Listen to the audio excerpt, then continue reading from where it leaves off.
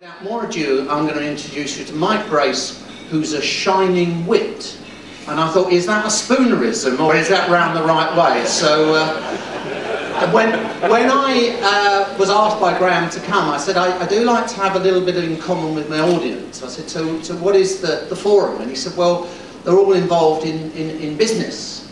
And I said to him, well, actually, I do feel slightly diffident about that. And I said, because I don't know what it's like to be a successful businessman. And Graham said, you may have more in common with the audience than you think. So,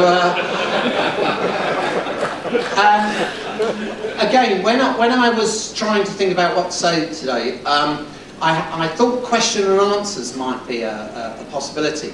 And then I remember some of the bloody awful questions I've been asked over the past years. I was involved in Round Table for a number of years, and when I first met with the Round Tablers, they said these are the thrusting young executives of tomorrow, who are under 40, they are the cutting edge of business tomorrow. And I thought, brilliant. I gave a talk to a Round Table district conference, 400 people there, thrusting young executives tomorrow. I gave us a talk about being blind, spatial awareness, distance, where I can work out all these things, and I thought there's going to be some really good questions. And I finished and I said, has anyone got a question for me? And this bloke put his hand up. And then this thrusting young executive tomorrow realised that I wasn't looking at him, so he then waved.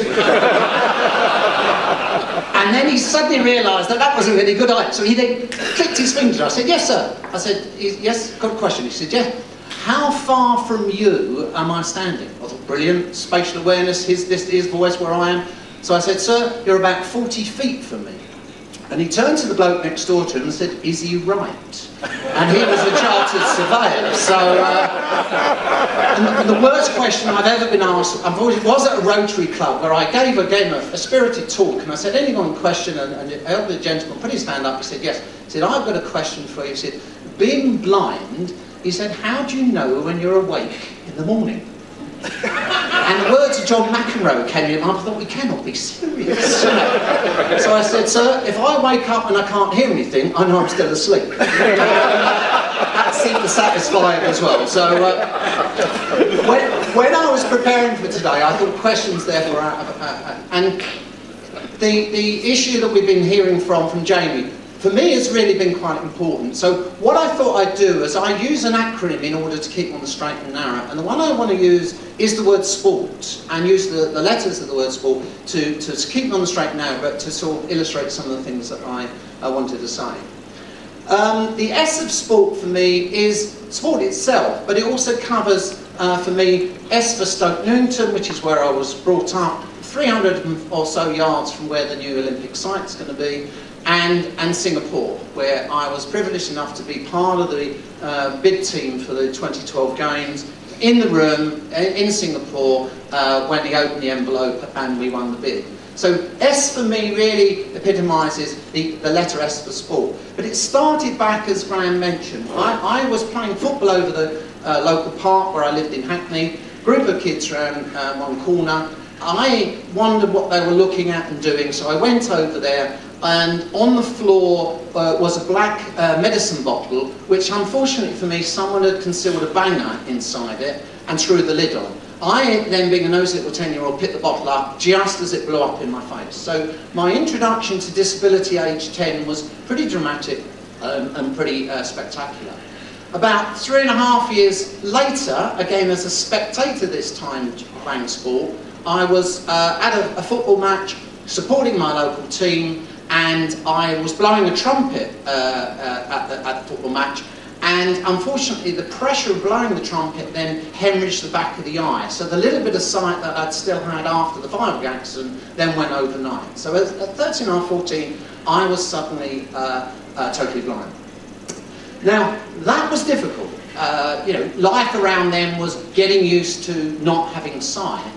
But what was more difficult than that was the attitudes of the people around me. The things had changed almost overnight in terms of almost a double disability. There was the impairment that I had, but it was the attitudes of the people around you was a double disability. And the sort of things, all the cliches, you know, people think you can't hear if you can't see as well. And I remember vividly getting on a bus and people say, oh, poor little so-and-so. And you think, hello, who are they feeling sorry for? And it turned out to be me they were talking about. And so that started to make me quite angry, quite resentful at how do you get to change people's attitudes. And for me, the S of sport was sport itself. It was a way of really challenging the boundaries that I could still start to attain. So firstly, it started to give me a chance to set myself little tasks that only I would know if I failed or succeeded in achieving. So whether it be running 100 metres in a certain time, or throwing a shot, or doing a particular sport that only I would know if I succeeded or failed at. And that for me was immensely important in starting to re-establish in my own eyes what my abilities were rather than what my disability was. It started to give me a chance to challenge the concept of my family. They were devastated by my accident, but they had the task of supporting me through it. But if they couldn't cope with it, then basically that was going to be a problem. And I remember my Auntie Anne, she couldn't bring herself to say anything to do with looking, watching, seeing, because it might upset me. And I remember years later saying to people, can you imagine changing the words in case they upset someone? It's like me saying to my mates, oh cheerio Fred, I'll be feeling you. Doesn't sound quite right, does it? You know, I mean, it may make a few more friends that way, but it doesn't actually conjure up what you're trying to say. So suddenly I was trying to get them to look at me and my abilities, not me and my disabilities. And sport was starting to do that. I started to do a range of things that will allow me to compete against others. So I started to know how well on my level of adjustment I was compared with my fellow pupils at school, etc. So I had something, a yardstick to balance my achievements, my abilities, and my progress against what they were doing and achieving and everything else. So again, something that was very safe, very much not in the public eye, was able for me to test those things out.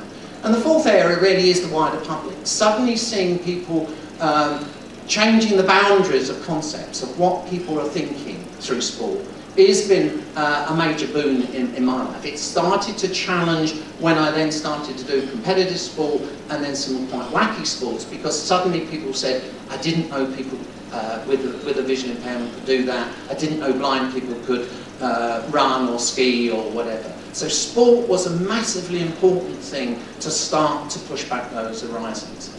And it started with a whole range of different sports. So you had to start to look at the ones you could do well and that would be done safely, and you could start to build them. And we looked at things like athletics, which we've been doing for a very long period of time.